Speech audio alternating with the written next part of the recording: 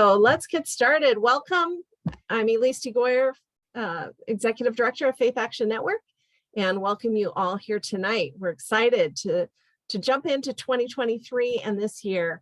I just want to start with an invocation, as we often do, for our time together. This one was written by Rabbi Seth Goldstein of Olympia last January, but I think it still applies today.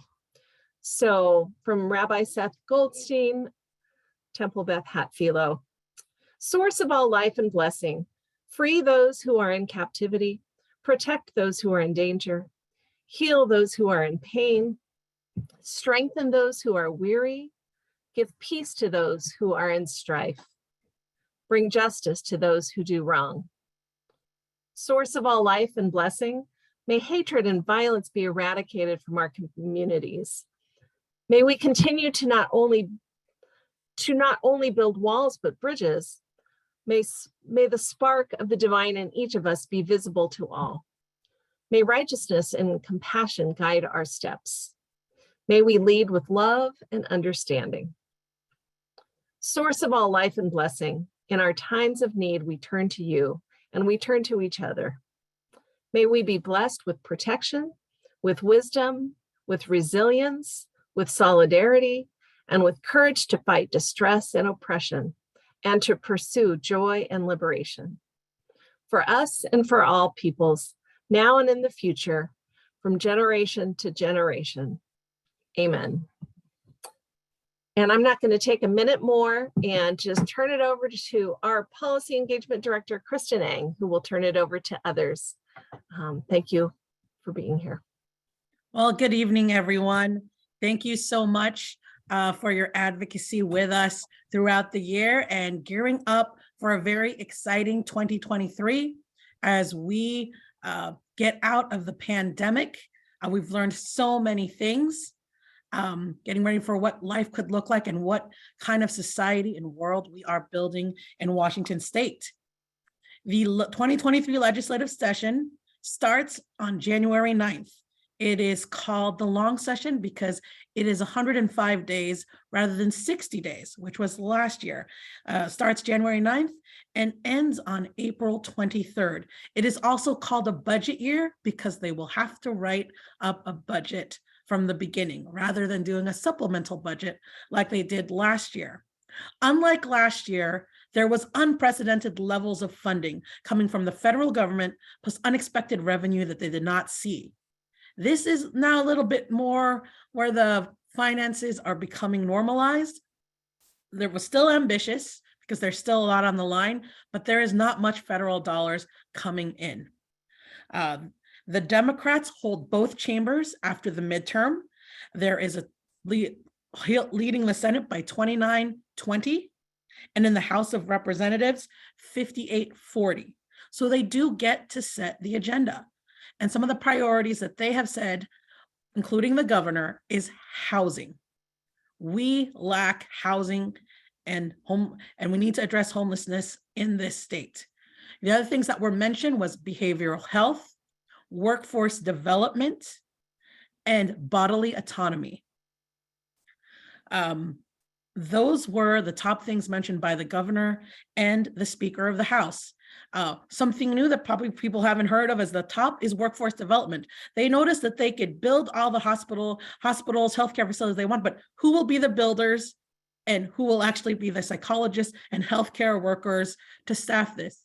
They said they have known for over 20 years that with the baby boomers' retirements, there will not be a one-on-one replacement.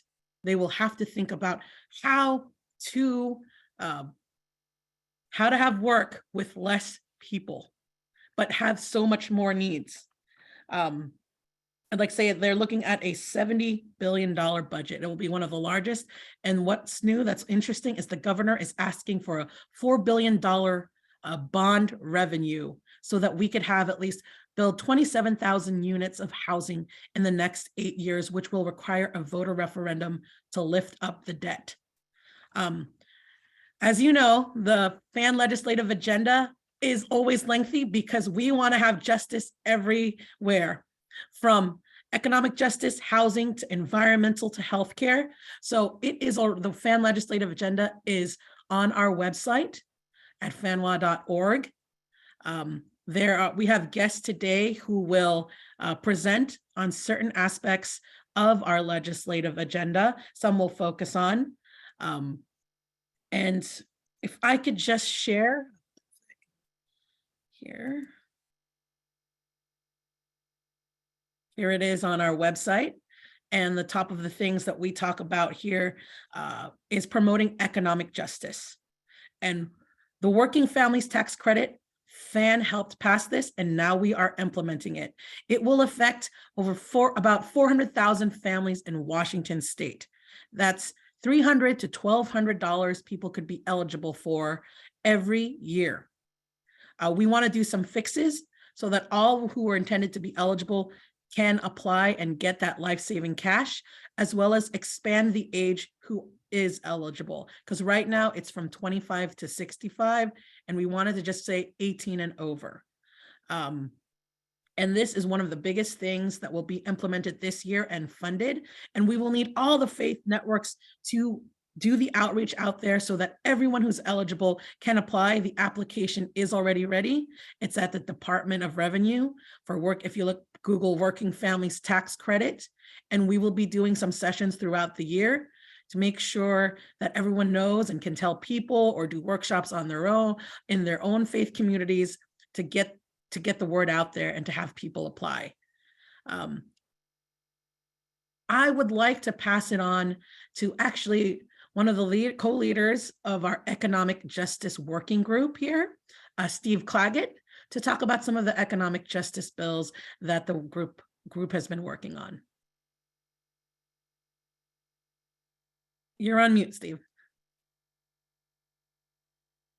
Thanks, Kristen. Bob Beekman is also with us tonight, and I are the co-leaders of the Economic Justice Working Group. This has been around for, oh my gosh, maybe 8 years now. And our first thing we set upon doing was raising the state's minimum wage, and we succeeded in that. And then we moved on to getting a capital gains tax in the state, and we succeeded in that. So we like our track record, and we want to keep it going. And if you want to join us, send an email to economicjustice@fanwa.org, and I'll put that up in the chat in a minute. And what I just put up in the chat is some of our partners. We work very closely with a number of groups, and this is where you can go to get more information on these things that I'll be talking about today. So I'm just going to run down the agenda a little bit. I will say that we are working to put preambles with every one of these areas. And right now we are saying we value economic justice and security, enabling all people and communities to flourish. We collaborate with the Working Families Tax Credit and balance our tax code coalitions.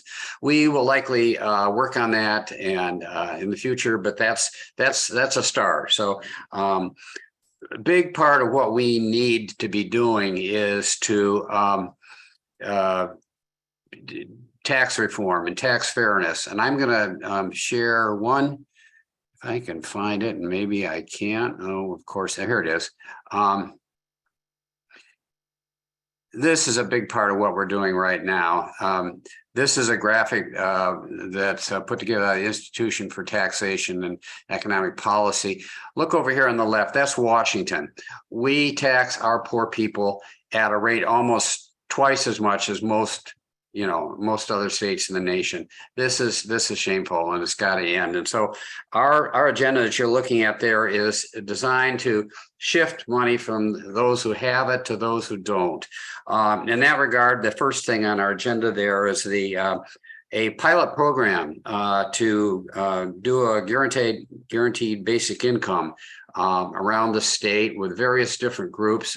We can't do everybody. As many of us on staff know, this thing would cost a whole lot of money if we were to do it to the extent that we want to. But we do want to continue this experiment. There's an article in Seattle Times today about Tacoma's program.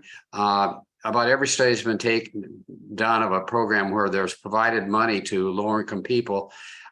People are responsible. They use that money in ways to improve their lives. So that's tops on the list. We're waiting. The legislators are working on a bill and tweaking it. But there will be a bill put forward to enter into a pilot program.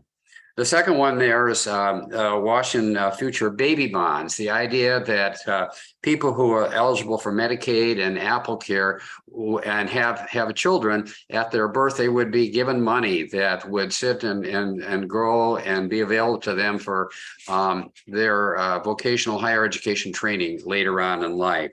The next one is, again, this theme of taking from those that have it to provide that those that don't, is a wealth tax on billionaires that would impact just probably the top 100 people in this state who happen to be billionaires, and make an exemption for the first 1 billion of anybody's wealth. So, only about 100 people would qualify in the state, and it would raise a lot of money. Finally, we want to repeal the statewide advisory votes. You see this on the ballot. You young people voting for the first time look at this and say, what is this? It's an old Tim Eyman initiative aimed at preventing us from raising the revenue we wanted by making, even though after our elected representatives pass something, they say, well, okay, let's go see what the people really think about. No, that's not the way we want to run government. And so we want to get rid of that. So I think that covers it. If I missed anything, let me know, Kristen or Bob. This is Bob. I would just say, keep that graphic up for just a half a minute. All right. That graphic emphasizes the inequity, the glaring inequity of our state and local tax system in Washington State. We have many things to be proud of in our state, but our state and local tax system is something we should be profoundly ashamed of. It is basically a soak the poor tax system, mainly because of our heavy reliance on sales tax. So in addition to the specific issues or initiatives that Steve has mentioned, the guaranteed basic income, the baby bonds, the wealth tax, and repealing advisory votes, on a longer term basis, not something that we're going to be able to accomplish this session biennium, but on a longer term basis, we are still committed to fundamental tax and revenue reform in this state.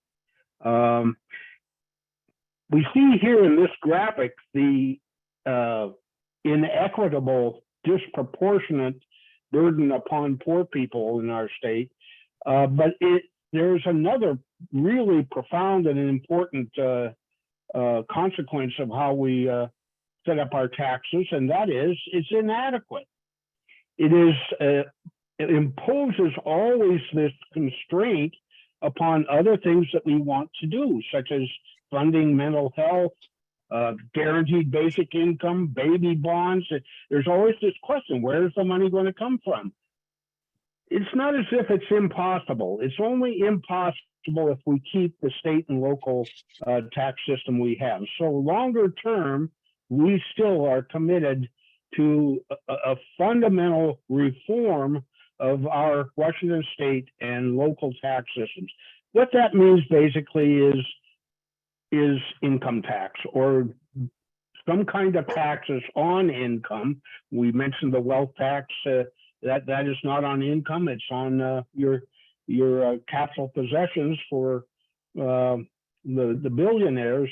So we're always looking at long term, even though we may not have a bill before us during this session, at how do we not only reform our tax system for the sake of equity and justice, but for the sake of adequacy to fund these other issues and initiatives. Okay, thanks, Bob, for adding that. Thank you, Steve, Bob, and the Economic Justice Working Group. I'm going to continue sharing the legislative agenda list. And as you can see with this particular group, we are trying to change the regressive tax system of Washington, put cash back into everyday Washingtonians' pockets, disrupt the generational cycle of poverty, and make sure that wealthy Washingtonians pay their fair share. As you notice with the wealth tax on billionaires, the first 1 billion is exempt. So this is not a tax on everyday working Washingtonians. The next thing we have here is protecting and expanding the social safety net. And the biggest thing on this agenda is free school meals for all students. And this should be a right, this should be part of the right of education. And this is a giant step toward ending child hunger in this decade and relieve financial burden on families. I was privileged enough to attend the White House National Conference on Hunger, Health, and Nutrition, and free school meals was the tool to get us there that they emphasized. So this is a big push by the Anti-Hunger Nutrition Coalition and the Washington Anti-Poverty Advocates that we are part of, and it can be done. I've heard some very receptive things from our representatives. The next thing on this list is a hungry-free college campus, making sure that our students have access to a navigator that can help them get services and resources. I'd also like to introduce one of our fan staff members who can talk about our outreach to community colleges, Dana Ahmed. Hi, everyone. I'm here representing FAN and then also C4C, which is Communities for Our Colleges. It's a coalition working towards both defending and making community colleges more accessible. They have a few things on their own legislative agendas that kind of tie into ours, but one of the biggest things that they're working on and they've been pushing over the years is having conversations around free college, which is the biggest thing they're working towards. And they've had conversations with Senator Paulette and Nobles, but no one has yet sponsored their bill or put their hands in on it. Well, thank you so much for that update. I'll continue sharing the legislative agenda list here. And moving on to criminal justice reform, we will always continually work on solitary confinement reform with our partners at the ACLU, Disability Rights Washington, and Multi-Faith for Restorative Justice. And so we are coming up with ways. There has been a bill that has been dropped by Representative Strom Peterson. The next one on this list is Real Labor, Real Wages Act that is being sponsored by Representative Simmons, Tara Simmons, who herself was formerly incarcerated.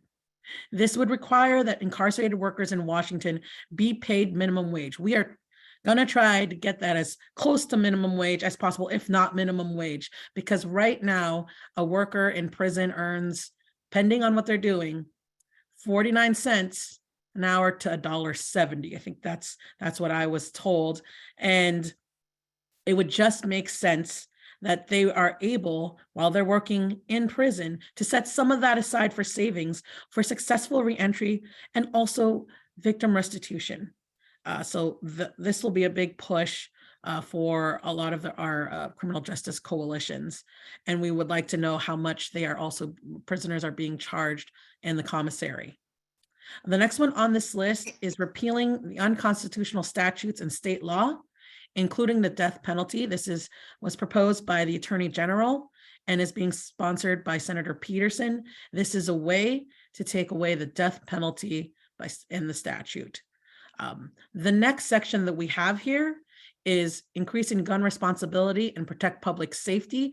We have been collaborating with the Alliance of Gun Responsibility, and in the past year in 2022 was able to pass restrictions to high capacity magazines, closing the gun loophole and prohibiting weapons from election facilities, public facilities like election facilities, auditing facilities, and school boards. Here with us today is Tremaine Edwards from the Alliance of Gun Responsibility to talk about the 3 bills and other measures that will be pushed in the legislature this year. We are probably also joined by Emmanuel Presbyterian and other faith communities who have been doing gun responsibility ministry here and will be doing lots of advocacy in this session. Welcome, Tremaine. Thanks for having me far in advance. Welcome to my dog who may join on the back screen, who only likes to join when he hears me talk to other people. I'm Tremaine Edwards. I'm with the Alliance for Gun Responsibility. I know I can speak on behalf of all of us at the Alliance when we say we love FAN and appreciate their consistent support of us as we especially go into another exciting year of legislative session. So I'm going to do my best as an English major to keep to a decent time here and dive right in. So let me pull up my document that I typed up for myself to read. The biggest thing, obviously, for this discussion is assault weapons. Even before my years of joining the Alliance, which has been about 2 years, this is something that I've known people have been very passionate about for many years. Even this past year, people were very passionate about it, and I couldn't say anything yet because it wasn't officially out there.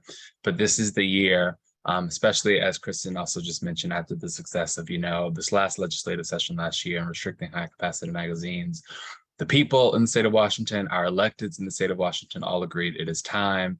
We often talk about the tales of two Washingtons, and while we wait on Washington, D.C., we know here in the state of Washington, we've got a supportive House and Senate and governor's office who are ready to do this work. So we are going forward to the restriction of assault weapons, or as others may say, assault weapons ban.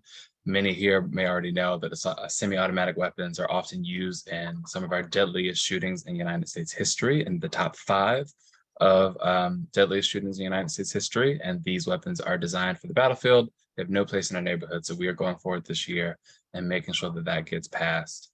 Additionally, we are working towards passing a bill that requires a permit to purchase of firearms, being able to states with the permit to purchase laws have lower rates of firearm-related death, lower rates of guns diverted to criminals shortly after retail sale, and lower rates of guns exported to criminals in other states, which is also important.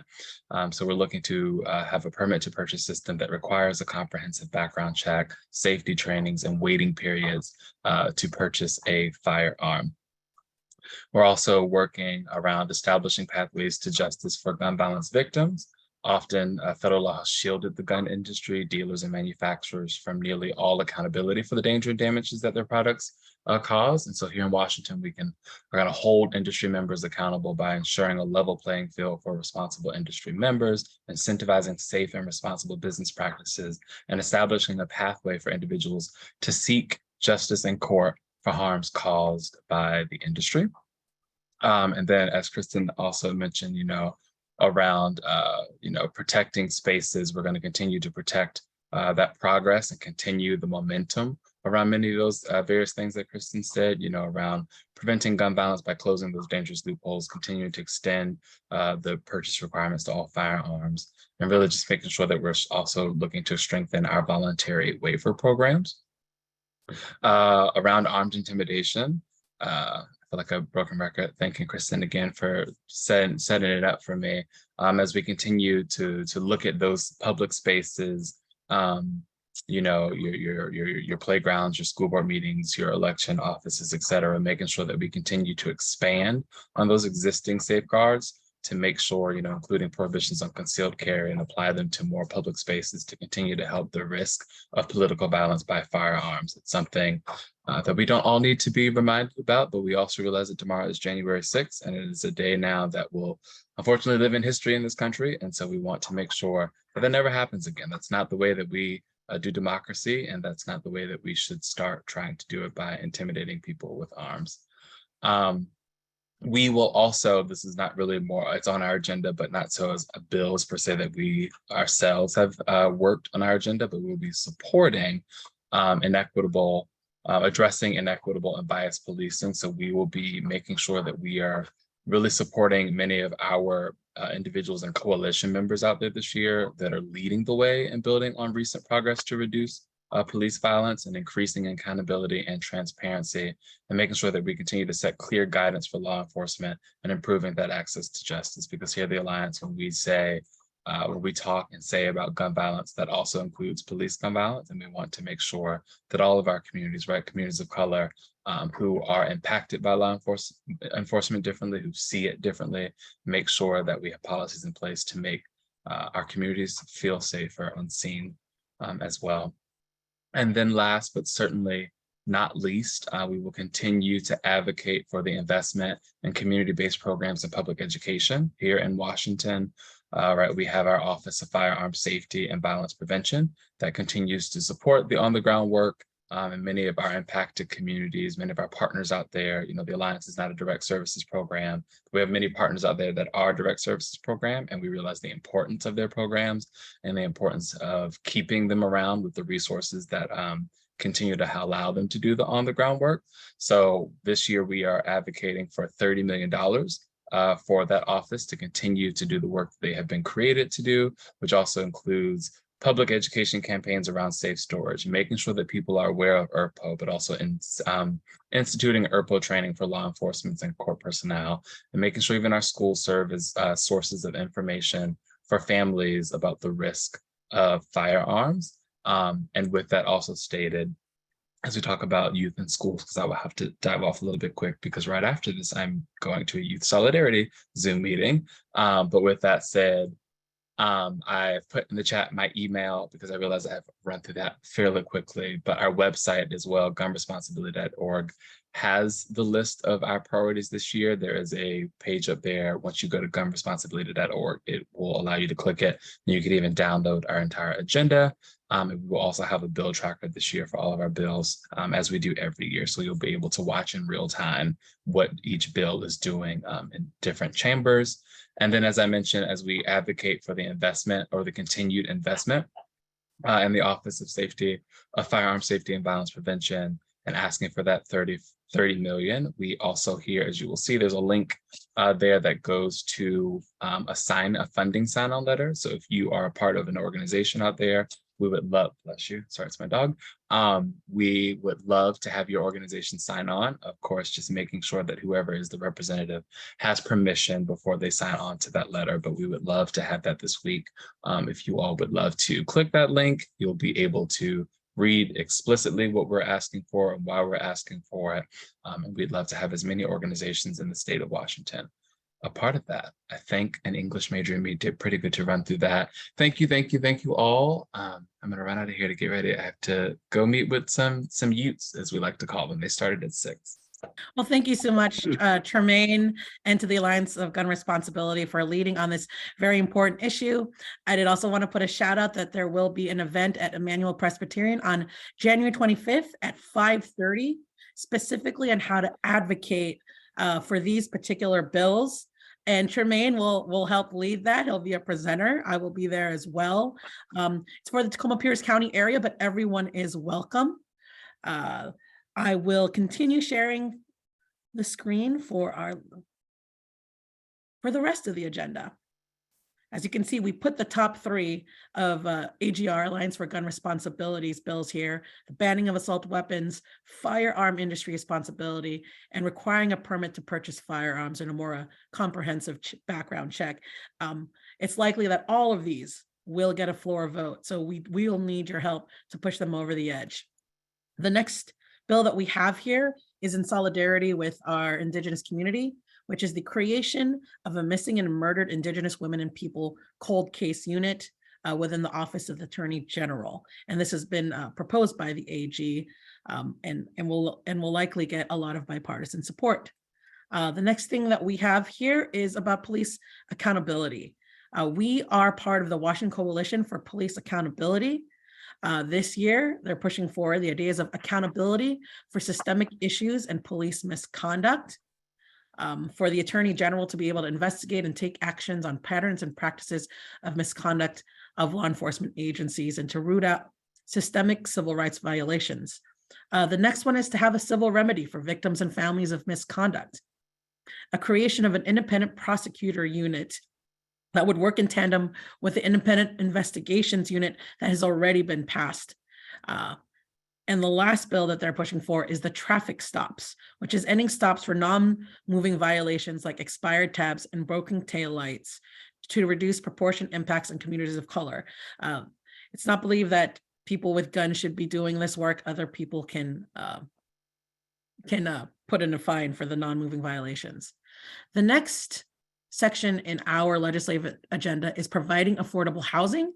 And I did want to introduce another FAN staff member, our outreach coordinator, Elizabeth Dickinson, to go over this section.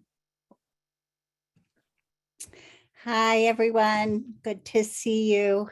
I was just actually in the middle of putting in the chat with regard to the missing and murdered missing Indigenous women and children that we had helped pass legislation to do an Amber type alert last year. And actually, that has meant that 22 out of 31 cases, people have been found. So that's just great to know how our advocacy is working. There is so much going on with housing and homelessness. So if that is something that is deep in your heart, you're going to have lots of opportunities to act. Last year, legislators more than doubled the funding for the state's affordable housing programs. And we can be grateful to our legislators for that past progress, and we need to accelerate our momentum. As you all know, the numbers of folks who are living in shelters and on the streets is only increasing, now at more than 25,000 folks across Washington. And the state is estimating that more than half of the housing that's going to be needed in the next 20 years is for those whose income is below 50% of the area median income. So we get a chance to raise our voices around this, and our priorities include supporting the governor's housing and homelessness plan, at which, as it is currently written, would maintain 2,000 existing shelter beds. It would add an estimated 7,500 affordable housing units and preserve almost 3,000 more over the next 2 years. So the governor has really proposed investing strongly in this, and so we have great momentum to respond to. Other things that we can do are to advocate for building and preserving permanently low-income homes through the Housing Trust Fund. So the ask again is $400 million. And I think for those of us who have speak with voices of faith, we need to be both asking for that amount and requesting that we keep the focus on housing for those who are below that 50% of the median income, and even lower than that. So that is, I think, a particular voice that we can bring. We have as a priority to address equity in housing. And that would involve having that money come out of the state's operating budget. We're going to ask for $8 million along with the Washington Low Income Housing Alliance for organizations that are led by Black, Indigenous, and other people of color. Their access to the Housing Trust Fund has really been inequitable. And so this is to increase access so that we can be more equitable in terms of our funding. We are also prioritizing support for housing and homelessness nonprofits by asking for a 6%.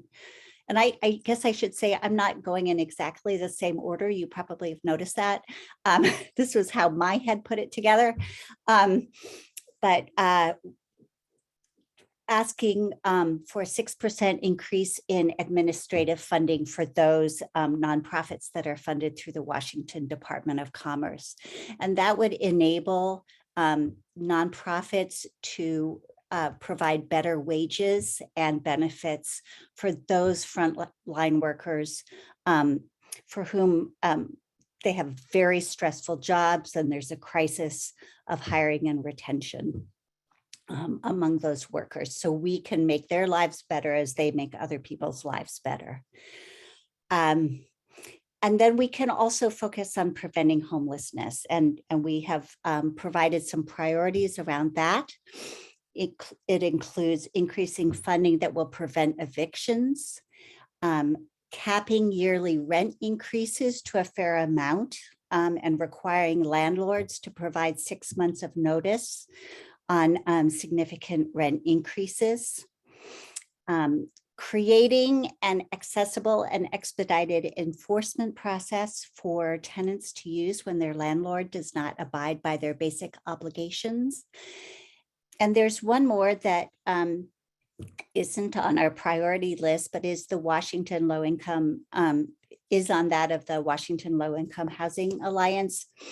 And so I thought I'd throw that one into it, and would end the Reagan era requirement that extremely low income disabled people have to pay back their cash assistance that they formerly received.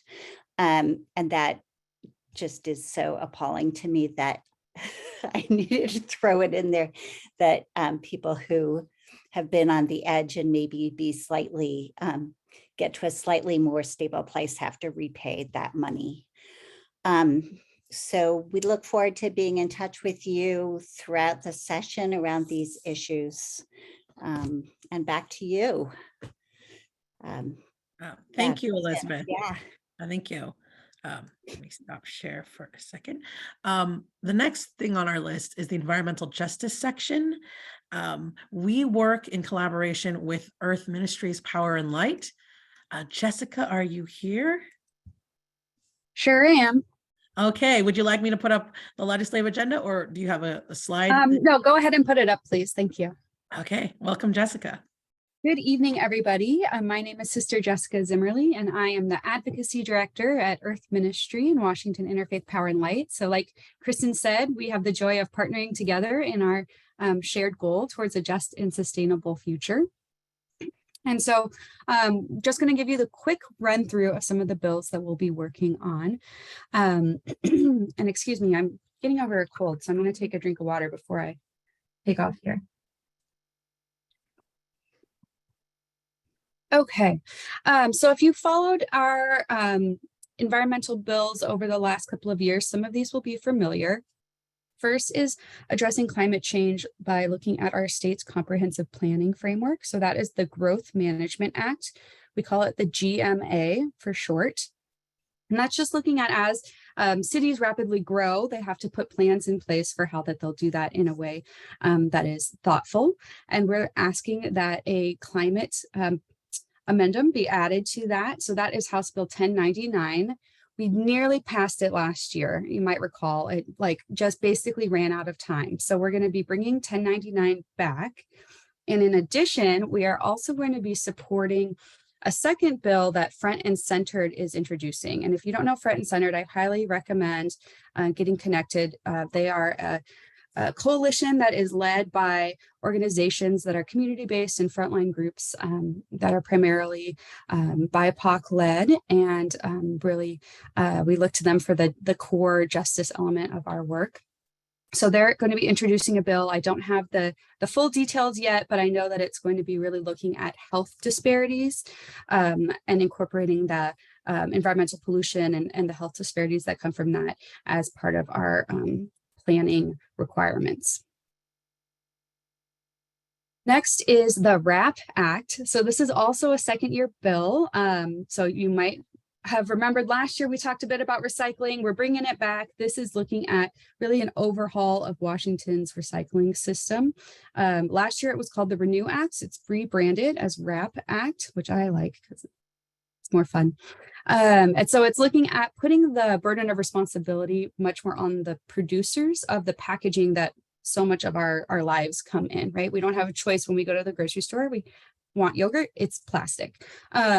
So shifting the burden of responsibility and incentivizing manufacturers to create products, packaging products that are reusable, compostable, or recyclable. Then we're gonna be doing some tracking of energy issues. So you'll see here on the list, there's the extreme heat utility shutoff moratorium. This is looking at when we have heat waves like we've seen year after year, ensuring that folks who might not be able to pay their bill aren't going to get disconnected from the grid, that they can keep their fans running, their fridges going, and everything they need in those really extreme heat conditions, as there is a current winter moratorium. The ultimate goal is to have this be year long. We ran a bill last year for that. That didn't get very far. So we're focusing now on kind of the peak seasons and eventually going for a year long utility shutoff moratorium.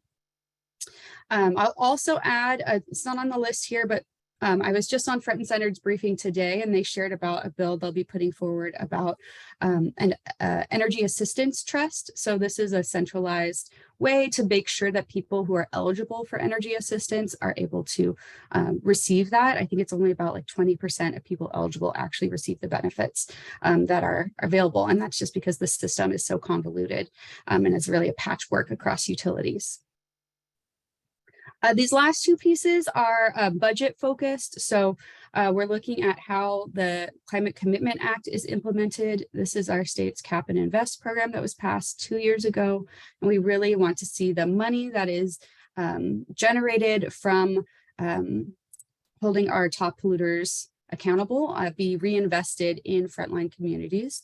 We're looking, there's a 40% commitment of funds to go to those most impacted. And so we're going to be kind of watchdogging that and making sure that shows up in the budget. And then the last piece is looking around funding for restoration for salmon and orca who depend on them. That is following tribal leadership.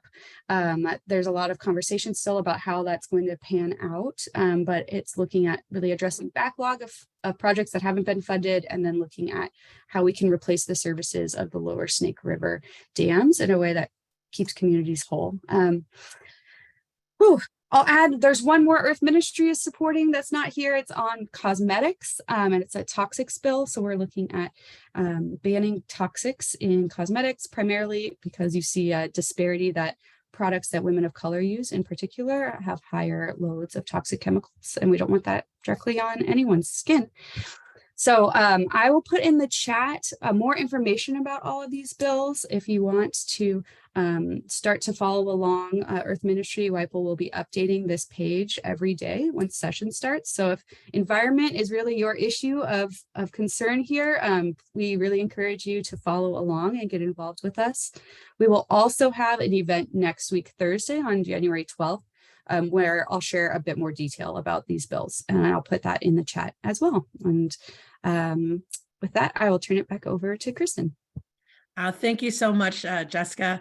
As you can see, Earth Ministry goes in depth with environmental advocacy. So like Jessica said, if that is where your passion lies, we've put some of the priorities that we've heard about, but there is so much more to be done on the environmental front. And to keep up with it, follow Earth Ministries and Power and Light on their website for more information and I would say more bills. We try to keep it as our legislative agenda is long because we do feel these issues are interrelated, from healthcare to environmental justice. And so that if there's an injustice in one area, it often affects others. If there's a solution in one area, it's a partial solution in another area. And this is why, and also we have a very passionate community of faith communities that are all over the place. And we want to be there with them. Our next area is healthcare. FAN has been part of the Health Equity for Immigrants campaign. And now we've got the federal waiver to provide healthcare insurance to immigrants at the 138% of the poverty level. And now it's time to fund it. So this will be a budget ask. As you can see from this legislative agenda, not everything has bill numbers yet. There will be bill numbers eventually to these bills. And some of you have already mentioned. I saw Paul Oldenkamp mention 1045, I believe, with regards to the statewide GBI pilot. And it is the one that we have listed here. We just haven't yet put all the bill numbers here because some bills have not been dropped. They're still being reviewed and thoroughly drafted. And some of these will be budget asks, and we'll make that clear. In this particular one, we are asking to fund the healthcare for all Washingtonians, regardless of immigration status, up to 138% of the poverty level. The next here in our healthcare is with regards to reproductive rights, gender affirming care, and end of life dignity. FAN helped organize a conference with the Attorney General and legislators with regards to reproductive care rights. We do believe that it is a freedom of religion issue and bodily autonomy and a person's human rights. It's called Keep Our Care Act, and this would require the Attorney General to have oversight over health entity consolidations to ensure that when healthcare facilities consolidate, that they do not reduce the community's access to affordable quality care. This also, one of the other bills that was introduced in that conference was a SHIELD law to protect reproductive care patients and providers from out-of-state legal action. This is often also called sanctuary law. The other one on this list is called Safe Health Care Staffing. And this is in solidarity with our union brothers and sisters, UFCW 3000 and others who want to establish minimum staffing standards, improving rest and meal breaks, and creating overtime provisions to improve worker safety and patient care. The last section on our legislative agenda is supporting immigrants and refugee rights. The first one on here is that we will advocate for whatever is in this session that supports additional state funding for refugee and refugee serving organizations. Last year, with many organizations, we were able to get almost $30 million to frontline serving organizations. The second one on this list is unemployment benefits for undocumented workers. This bill will create a permanent, separate unemployment system that provides benefits to undocumented workers. This legislative agenda is not complete. There will be more details to come, as well as some of it is still just general, like support additional state funding for refugees and refugee serving organizations. But as we see what legislators and our partner organizations come up with us, then we will start putting it on there and inform you with our e-news. And I guess that's the end, and we'll open it up for some questions or comments.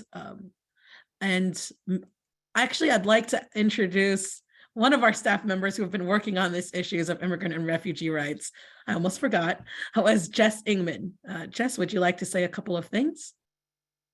Thanks, Kristen, and for all of everything that you're covering. I just can add in and chime into what you've shared. I'm coming from Wenatchee, Washington, a new North Central regional organizer, and I'm really excited about our support for immigrants and refugees. It's grounded in our faith traditions. We value hospitality, and we really want to celebrate how immigrants and refugees actually enrich our communities. And so Kristen mentioned our legislative priorities. I wanted to say a little bit more maybe about the unemployment insurance, which is a new proposal that Senator Saldana is going to be introducing a bill to create this separate permanent unemployment system, which is a wage replacement system that helps those who lose their jobs and are not eligible to receive benefits due to their immigration status. And one of the some of the context is that, like in Washington, 18% of immigrant residents live below the federal poverty line. Many are seasonal workers that are laid off every year when the season ends, or they're working in low wage industries like hotels, restaurants, retail, construction that have experienced some of the highest unemployment rates in Washington. So this kind of insurance is essential for everyone living in Washington to have access to when they're working here. And I just want to, in the words of one of our coalition partners, Washington Immigrant Solidarity Network, they say all workers, regardless of immigration status, deserve equitable access to our unemployment programs. They've done the work, paid taxes, and deserve the same financial support to feed their families and keep a roof over their head. So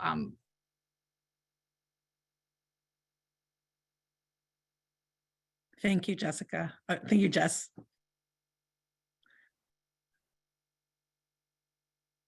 Are there any questions or comments? It's a long legislative agenda. I saw that the people said it was overwhelming. And there are even some things that aren't on there. Sometimes last year, as part of the economic justice, we were about defending against tax cuts, broad tax cuts, so we can put the money back into these social programs, back into workforce development, back into the school, to have psychologists in the schoolrooms. There's also that fight. I see Sarah Jane has her hand up. Go ahead. We can't hear you. Yep, thank you. I have a comment about housing. And the first part is the scope of the problem. When the governor announced his budget and this $8 billion referendum, he said the state is short 1 million homes, which caught my attention because I hadn't heard that number before. And I follow this rather closely. This evening, Liz Berry, Representative Berry, who also is very involved in this issue, said the number I had heard, which is 250,000 homes. Either way, and 250,000 may refer to affordable homes. That might be the difference, but either way, it's a very, very, very large number, and it's so far above what we've been producing on an annual basis.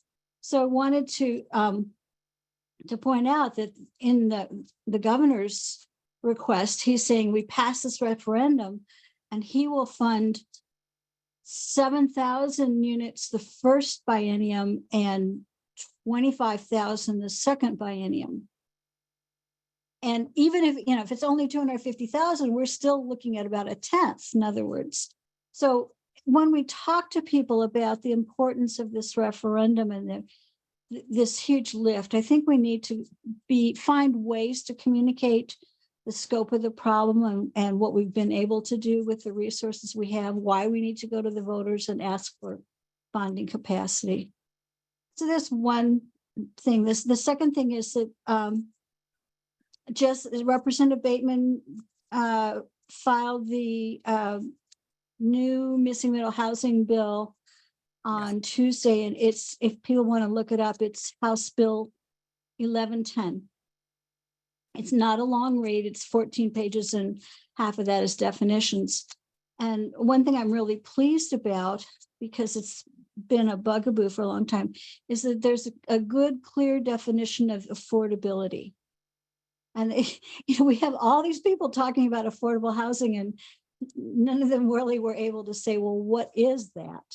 And for the bill purposes, and I think that we can embrace this definition, it's 80% of area median income for your county for owner-occupied units, and 60% of area median income for your county for rentals. And I did want to inform people what is meant by middle housing. It is not the very lowest of housing. Oftentimes there are cities, including ours, but imagine Silicon Valley, the firefighters, teachers can't afford in the places that they serve because it's unaffordable to school teachers, whatnot. That's middle housing. And they did drop a bill. Jessica Bateman, who was on the Olympia City Council, said after 8 years, they could not incentivize affordable housing. They needed the state to do it. And the $1 million unit figure is for 2044. We're looking at the future, but we must start building now. And that is why there's likely a difference of figures that you have heard. It is the timeline. There's hundreds of thousands that we're missing now, but if this problem keeps on happening, it's projected to be 1 million missing units in 2044. That's the governor's projection. And Glenn, what is your question? Yeah, just a brief thing about that missing middle is basically it's a scam by the real estate developers, and they have suckered a lot of politicians into supporting it. And what they're doing is they're screwing over neighborhood zoning in order to cram housing in that hurts neighborhoods, eliminates trees, a bunch of stuff like that. And I don't have time to explain the thing now, but beware of the missing middle. It's a scam by the real estate developers. I've done a lot of work on this. I have a lot of friends in Sure, Lincoln. there is that perspective. I must say it is the only issue that I have seen the realtors and the Democratic Socialists combine. And I've never seen them actually come together except for missing middle housing, because the developers want to develop and Democratic Socialists want to see housing. And it's the only time I've seen it Well, at a they- city they- council yeah. meeting. But there are people who do not like the state having zoning policies for cities. So with Jessica Bateman's bill, it is about cities over 6,000, that those that can have land use residency can have these fourplexes. And that I heard from the speaker that the bill will likely have a hearing, something will likely get passed, but maybe not the thing that just got dropped. Yeah, I'll put something in so the Paul- chat. Thanks. Paul, what is your question? Okay, I just, excuse me. I just wanted to invite folks to a legislative town hall that I've received information from Representative Liz Berry in the 36th district.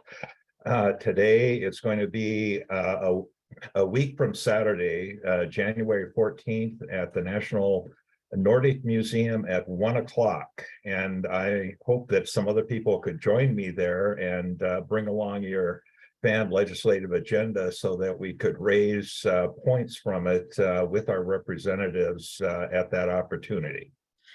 Definitely. You will have a new representative there, Representative Julia Reed, who is very much a healthcare proponent. And I believe who is it also the New York News senator, but was also a representative, very strong on finance, Noel Frame. Who's trying to get rid of our regressive tax code. And with regards to Rep. Berry, she is the one who is the sponsors for the firearm permits, the RAP Act to modernize our recycling system, as well as that statewide GBI pilot that is on our legislative agenda. But likely she even has more than that. Right. Well, thank you, Paul. And We'll I'll see if definitely I have can some make things it. to talk about with her, yeah. And I see Elizabeth put on there to gain practical tools. If you like to learn more about how we can best advocate this session, there is a Sunday webinar here by FAN from 2 to 3 p.m. So it's going to be a very exciting 2023. With the legislatures, with ourselves, trying to address housing and learning loss for some of them, I've heard, behavioral health, and everything that else in between. I guess we do have room for one more question. Gary, go for it. Well, it's, I believe FAN's a member of Take Action Network. What is Take Action Network? Okay. Exactly, because there's a lot of Take Actions in our coalition. Oh, We have no, so many. the Take Action Network has been around for about 3 years, at least that I've been aware of it, and that we've been using it through Indivisible and UU Ministry for the Earth and so on. And it's designed to alert you to the bills that are coming up, what stage they're in, and how facilitates your lobbying efforts at each point that the bill, moves through the legislature. It's a brilliant algorithm designed by a Microsoft engineer. I'll put the Okay. link to it in the chat. Well, thank you. We'll also have a bill tracker on our website as well for the ones that the bills that the FAN is particularly tracking on their legislative agenda. There is also one set up by the Washington State Legislature if you want an account, and they will give you all the alerts. If you even just want one, you go to, like, let's say House Bill 1045, you put your email there it'll say right there on the right side, would you like an alert? Anytime there's any action, it'll just give you the alert for that one bill straight from the legislature itself. But maybe this one, maybe the one that Gary's This talking about provides does- more actions or This something. does much more than that. You'll see, just check it out here. I'll get it done in the chat. Well, thank you all. I'll pass it on to you, Elise. Well, great job, Kristen. We plowed through in 1 hour. We honored your time, and it's just an overview. We are going to have fact sheets about as many of these bills as we have fact sheets for. We'll have links to our coalition partners.